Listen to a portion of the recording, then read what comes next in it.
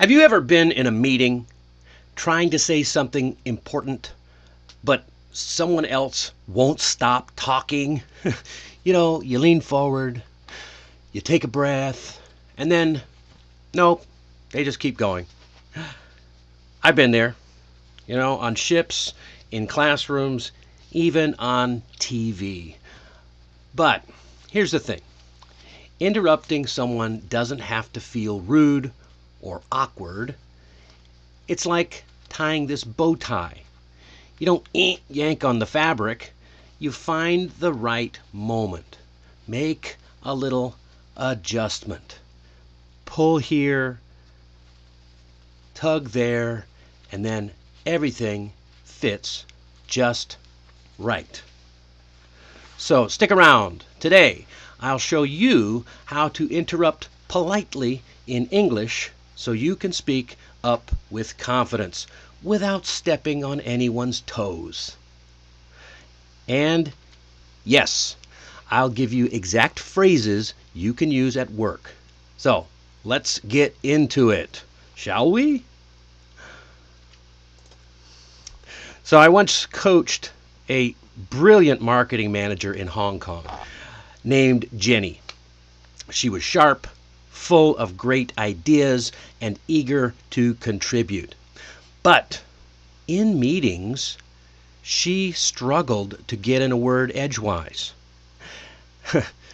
She told me, by the time I think of what to say, the topic has already changed. It's a real struggle. But her team assumed that she was quiet. But the problem was she just didn't know how to jump in. So we worked on one simple skill, interrupting politely. And once she learned how to do it right, her ideas finally landed. She started leading projects instead of watching them pass her by. And that's what today's episode is all about. Because, hey, speaking up matters. And if you've got a question about how interrupting politely in English, or about how to interrupt politely in English, drop it in the chat and I will answer a few at the end of the show. Get those in while you have the chance, because there's some kind of delay with YouTube sometimes. All right, let's break it down. I'm going to give you 5 strategies that you can use to politely interrupt in a meeting without sounding aggressive or awkward or feeling impolite. We'll talk about permission phrases, finding the golden pause, and transition phrases. So let's start with permission phrases. Instead of jumping in, ask for the floor. Yeah. Say, hey, can I jump in for a moment? Or, sorry to interrupt. May I add something here? That shows high respect. And be assertive here. You want to speak up. Say, before we move on, may I share a quick thought? Very good, useful things. These show respect, but also assertiveness. It's a green light for your voice. Let me give you an example. One of my former students, we'll call him Akira, worked for a multinational tech company in Tokyo. During cross-team meetings, he often found himself silent, not because he had nothing to say, but because he didn't know how to say it.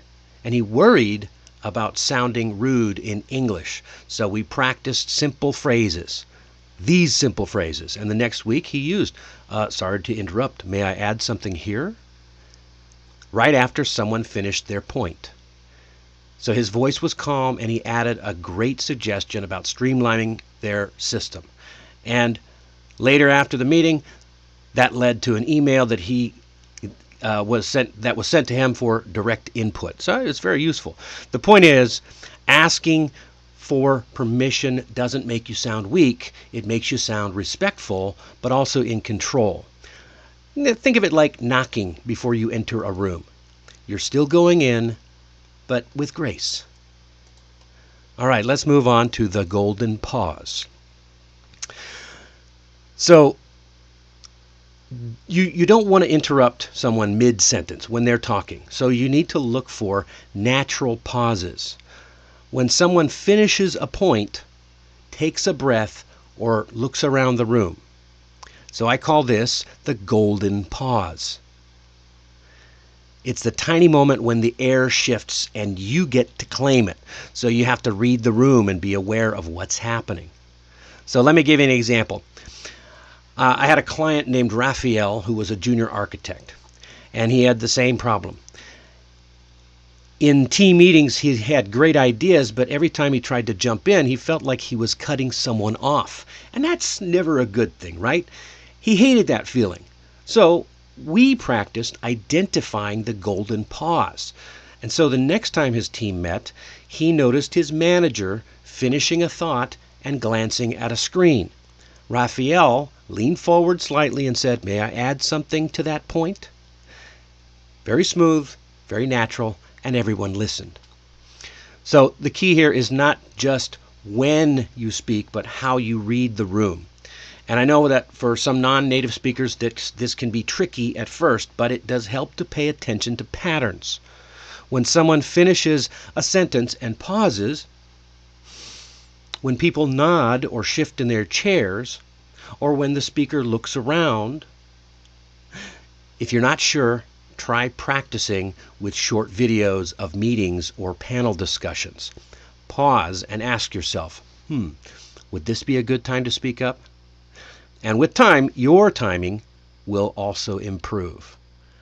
So, next, use a transitional, I almost said traditional, use a transitional phrase. Sometimes you need to redirect the conversation. And in that case, a soft transition works really well. Something like, "I'd like to add a different perspective." Or, "Hey, can I build on that point with a quick example?" How about, "That's helpful. Could I share something related?" So these phrases signal contribution instead of confrontation. So I once worked with Priya. She was a business analyst in Singapore, and she had really brilliant insights, but found that she would wait for the perfect moment to speak, and that moment rarely came. So during one meeting, her colleague was explaining a new software rollout, and Priya had missed a key integration, or she noticed that they'd missed a key integration issue, and so she raised her hand slightly and said, "That's helpful. Could I share something related?" And that shifted the room. People listened. It actually helps to bring things alive when people interrupt in meetings. So that one phrase that she used didn't just help her interrupt, it helped her to become part of leadership in the discussion. So remember, transitions aren't just polite, they're powerful. They let you enter the conversation with grace and guide it with confidence. So, another one is very important to keep it brief. When you interrupt, don't take over the conversation, make your point, and then invite others in. You might say, "Just to summarize my thought on X. What do you all think?" Right? Make your point. Summarize it. What do you think? This is called passing the mic. All right? Passing the mic allows you to let the other people speak and invite others in. Feel free to jump in. So you might say, "I've got one quick idea. Here it is." And then say, "Feel free to jump in." This shows that you have leadership and you respect your team. So here's a story. I worked with Louis. He was a senior designer at a branding firm and very energetic and enthusiastic. And when he had something to say, he'd often keep going for several minutes. So his coworkers started tuning out, even though he had some valid, solid points. So we tried something new. He began using this line, "One quick idea, and then I'd love to hear your thoughts." That change made a huge difference because people started listening and leaned in more. And the team was able to start building on his ideas rather than just zoning out. Because in Interrupting is just the first step. How you hand the mic back to your team is what earns you respect and builds collaboration. So you're not just the speaker, but a facilitator. Okay, number 5, body language cues. You don't have to always just use words. You can use your body language. Raise your hand slightly. That shows that you're ready to speak. Lean forward. Make eye contact with the current speaker so they can see that you're ready to speak. And often, then they'll let you pause. Okay? Use your presence. Let people read your body.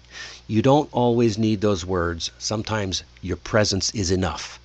So, one of my clients worked in a fast-paced London team in a finance office. English wasn't her first language. And by the time she figured out what to say, the discussion had already moved on. How many people can say that they relate with that? So we worked on body language cues. In one meeting, instead of staying silent, she leaned in, made eye contact with the speaker, and then raised her hand slightly. So the speaker noticed and said, "Yes, Hannah?" And that built her confidence. She didn't say much. It was just a short, relevant point, but it shifted how her team viewed her. They began to expect and welcome her input. So sometimes your body says, "I've got something to say," before your mouth does. And in professional settings, that subtle signal can speak louder than words. All right. Oh, hi, Gabby. I see you're in the chat there. All right, I just want to wrap this up and remind you that interrupting is not rude. Not speaking up when you have something valuable to say, that is the real lost value, okay? Speak up. Share your thoughts, because you never know. It might matter a lot to the rest of the team. So here is your challenge for today.